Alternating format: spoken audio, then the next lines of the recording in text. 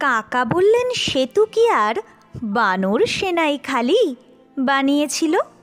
সঙ্গে ছিল ছোট্ট কাঠবেড়ালি, ছোট্ট এবং শান্ত, আবার দায়িত্বশীল অতি।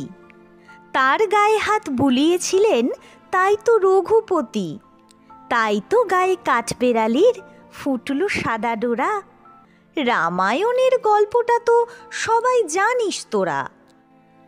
জানি, কিন্তু এও জানি যে কাঠবেড়ালিটার সঙ্গে ছিল জেব্রা এবং বেঙ্গলি টাইগার।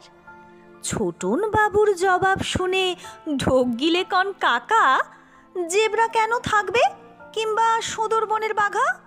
ছোটন বলে, ছিলই, নইলে জেব্রা এবং বাঘের শরীর কিসে ভর্তি হলো লম্বা লম্বা দাগে?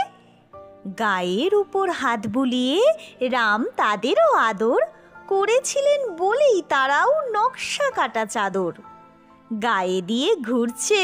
তুমি বুঝলে ছোট কাকু? কাঠবেড়ালির সঙ্গে ছিল জেব্রা এবং বাঘু।